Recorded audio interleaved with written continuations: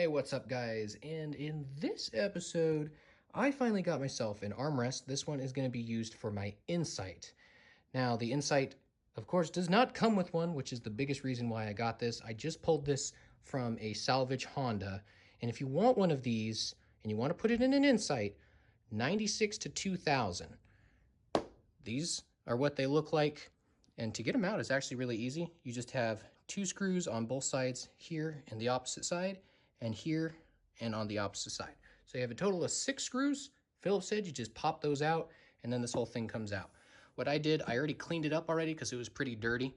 I also took this whole thing off. There's just 2 Phillips heads on there. This whole thing comes off and I scrubbed this down. It was really nasty, but now it looks really good. Still a little damp, but this is out. Now I just have to test fit it in the Insight. The only thing I have to do once I get it in the Insight is trim a little bit off here and notch out a little bit on the back, and everything should fit perfectly. And I've got a nice armrest and a little cubby storage because the Insight has basically none. And this is what I'm going to be using to do my cutting. I've got one of these guys. This is a rotary tool kit, basically a Dremel, but Dremel's, you know, trademark for them, but that's all it is. You get one of these little things that spin really fast. You've got wheels and cutting edges and stuff. I'm going to use the wheel cutting edge for the back part of it to cut this.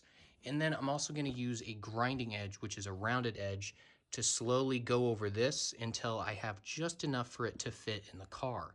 So it's actually really easy to get the Insights. I don't even want to call it an armrest, little nook here, I guess, for a few things. This is really easy to get out. As you can see, I've got these floating around. I've already got these out. Phillips head on both sides. You've got one right down there and also on the other side. So you can scoot the seat back or just even lead the seat forward and you'll be good to go.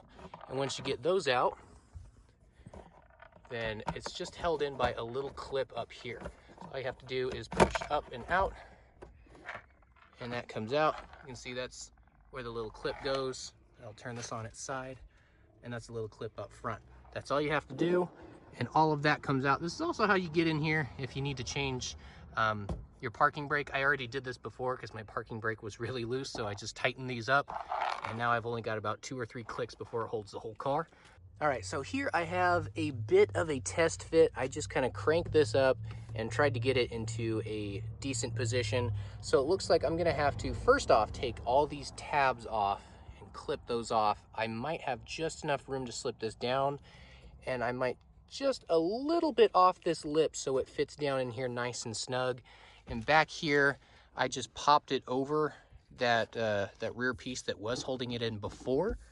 Let me scoot this up so you can see it. Those 2 little tabs down there, those are the biggest issue in your way. That's why what people do is they cut them down here. However, I'm gonna see if I can get around that and just take that bracket off altogether.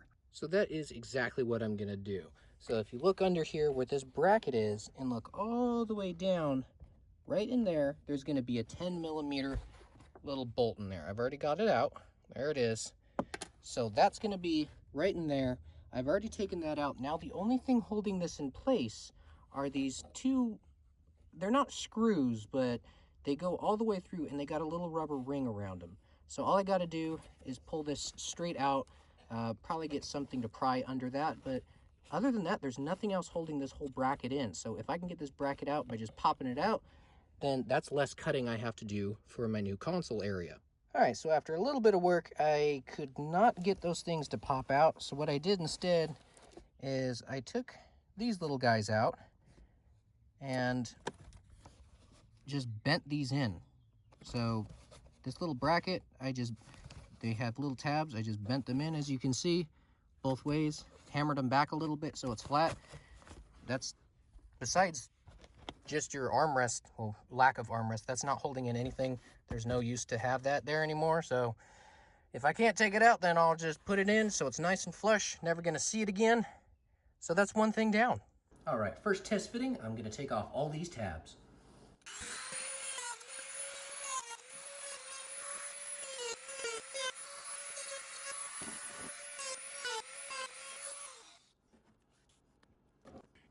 All right, now that I've cleaned everything off of here, it looks good. This is gonna be a really good first test fit.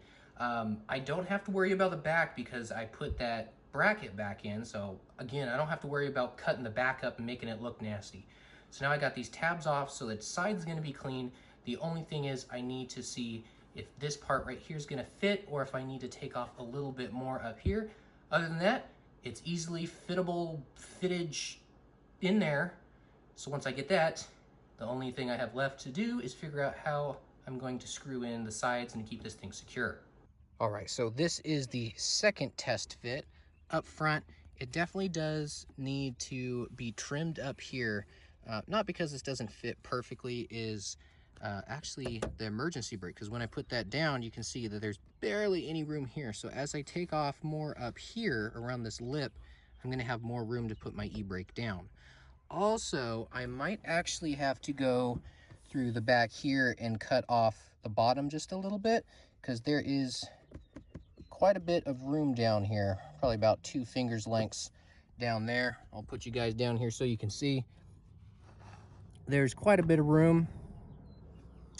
So what I might have to do is just trim off the back part, since none of this is touching. It's just the very, very back. Just trim that down a little bit so it sits better. You can't exactly tell. I mean, once the seats are back, the seats are going to cover this. So if I like where the armrest sits right here without putting it down, I'll just keep it like that, because again, you can't even tell. All right, for the second revision, I'm thinking to take a little bit more off of here so that lip fits better. And another thing I noticed is right inside here, there is a slight lip on these. So I'm gonna take that off so it fits in a little bit better and just slowly start carving this out. And hopefully it's gonna start fitting a little bit better. I can, as you can see on the bottom, it does curve out a little bit. I can completely flatten this off and just take this little bit down here off. I can do that, but I like the height where it's at right now for the armrest. So for now, I'm keeping that, and I'm just gonna focus on the top. So I need to switch to a grinding wheel.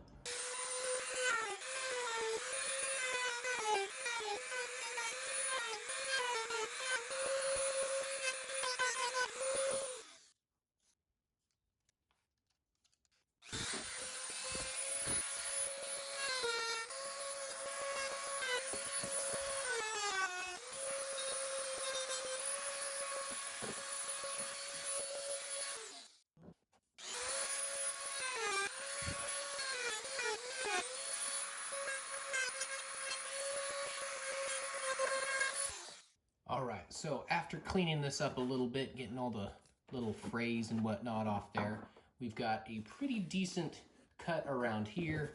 And on the inside, you can see I've cut off chunks in there so it's nice and flat. So now I'm gonna try the test fit number 2 and see if this is a little bit better. All right, so this is test fit number 2. And here is the front. Now the sides do fit a lot better around here in the corner, but I am gonna have to still take off a bit more down there. Parking brake fits slightly better, but again, not enough. So I'm gonna take a chunk out of this, and we're gonna try again. All right, so this is the final product. I went around and cut it until it is good enough for my e-brake just to kind of sit in here. It's not being pulled on anything. This is as far as I want to get in before I get into, it's like right before I get into that little coin lip area. So this is good right here. I know people that do this put some sort of border around here so it looks a lot cleaner, since it's hard to get this perfect. But that is exactly where I need it. The e-brake is not being rubbed or anything. I mean, it's easily can just sit there, so it's not going to tug on the e-brake. And I haven't cut anything on the back yet. It's still got the lip back here, so I might trim that up a little bit.